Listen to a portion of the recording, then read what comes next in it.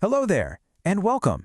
If you're gearing up for your exams and need to really nail down interpersonal skills, you have come to the right place. In this explainer, we're going to break down everything you need to know for Module 3.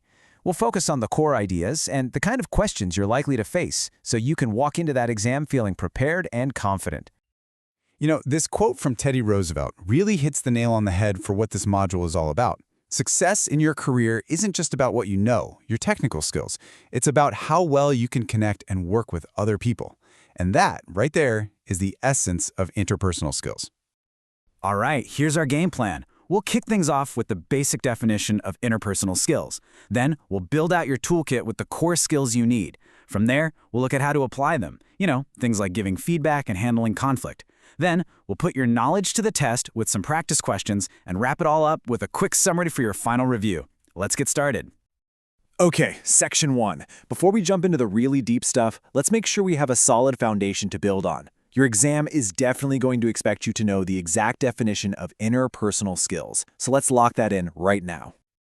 So, to put it simply, interpersonal skills are just your people skills. It's all about how you talk to people, how you listen, and how you build relationships with your coworkers, your clients, and your boss. Think of it like the oil that keeps the engine of a team running nice and smooth. So why is this so important for your exams and, well, your whole career? Because these skills are absolutely essential. They're what help you build trust, which you need to get support for your ideas. They help create a positive place to work, and that leads directly to better teamwork, higher productivity, and of course, happy clients. These aren't just nice-to-have skills, they're fundamental. Okay, on to the heart of the module. Let's start building out your personal toolkit. These are the specific skills that are very likely to show up on your test, so we're going to break them down one by one. First up, we have empathy, and it's so much more than just being nice. It's the ability to truly understand what someone else is going through. So, for example, let's say a teammate misses a deadline. Your first reaction might be frustration, right? But empathy is what lets you take a step back and think, hey, maybe they're just swamped with another project.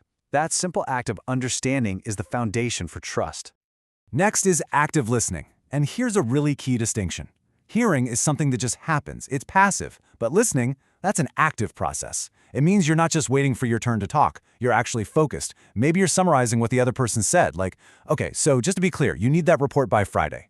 That one little step can prevent some huge misunderstandings. Now, MCQ alert. Watch out for questions that try to mix up hearing with active listening.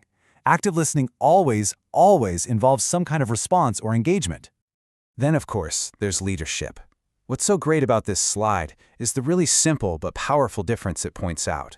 See, a boss just manages tasks and tells people what to do.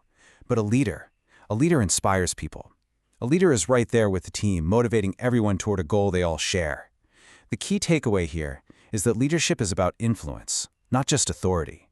And all of these skills really come together in teamwork. Good teamwork means you're putting the team's success ahead of your own ego. It means you're using your empathy to understand your colleagues, you're using active listening to work together well, and you're giving helpful feedback so everyone can get better. It's all about achieving a common goal, even if you don't agree on every little thing. All right, let's see how this all connects. We've got our toolkit. So now, let's look at how to use these skills in two of the most common situations you'll face at work: giving praise and dealing with criticism. Giving praise sounds easy, but doing it in a way that actually works is a real skill. Let's walk through these steps. Imagine a coworker just nailed a presentation. For your praise to have an impact, you should tell them immediately. And don't just say, good job. Be specific. Say something like, wow, the way you handled that tough question about the budget was amazing. And of course, it has to be genuine. People can always tell when you don't really mean it. Now for a super important comparison, MCQ alert. I could almost guarantee your exam will have a question where you have to tell the difference between these two types of criticism. The absolute key thing to remember is the goal. Constructive criticism is all about helping you get better. It's specific and it offers ideas for how to improve. Destructive criticism, on the other hand, is often personal, it's vague, and its only goal is to blame someone. So always look at the intent behind the feedback. Look, whenever you have people working together, disagreements are going to happen. It's just inevitable. The real interpersonal skill isn't about avoiding conflict. It's about knowing how to manage it effectively when it pops up. So, let's check out a framework for that. Okay, another big MCQ alert here. This table is extremely important. A very common exam question will give you a scenario. a workplace problem, and ask you to pick the best conflict style to use. So you really need to focus on that when to use it column. For instance, if a decision has to be made fast, competing might be the way to go. But if you're trying to find the best long-term solution for everyone, collaborating is your best bet. Make sure you memorize these 5 styles and when to use them. All right, you've learned the concepts. Now it's time to see how well you can apply them. Let's try a couple of exam-style multiple-choice questions. Read the question carefully. Now, think about what the first and most important skill is in this particular situation. I'll give you a moment to think it over. Okay, the correct answer here is C, empathy. Let's break down why. The question specifically asks for the first and most important skill. Before you can lead or negotiate or do anything else, you have to understand where they're coming from, and that is empathy. Now, why are the others wrong? Well, leadership or negotiation might be useful later on, but they are not the first step. And just being positive without understanding the problem can actually feel insincere. You have to start with empathy. Okay, here's our next one. This is a classic scenario-based question, exactly the type you'll see on your exam. Pay close attention to the key words: stalemate, quick, and temporary solution. And this question shows you exactly why that conflict table is so important. The correct answer is D, compromising. So why is that? Because the key here is a temporary solution where both sides have to give up a little. Collaborating takes way too long for a quick fix.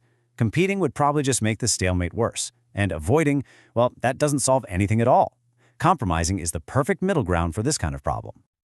We have covered a lot. So let's wrap this up with a super focused summary of the absolute must-know points for your exam. Think of this as your final, high-yield review. So if you remember nothing else from this session, remember these things. First, know the basic definition of interpersonal skills. Second, understand that empathy is about feelings, while active listening is about words. Third, remember that simple difference between a leader and a boss. Fourth, know that the goal is what separates constructive from destructive criticism. And finally, be ready to apply those 5 conflict modes to any situation they throw at you. And as we finish up, here's one last question just for you to think about. There isn't one right answer here, but thinking about it will help you connect what you've learned to your own career path. Which one of these skills do you think will be the most important for you? And that wraps up our breakdown of interpersonal skills. Make sure you go back and review those key comparisons, and especially that conflict table, and you'll be in excellent shape for your exam. Thanks so much for joining me, and good luck.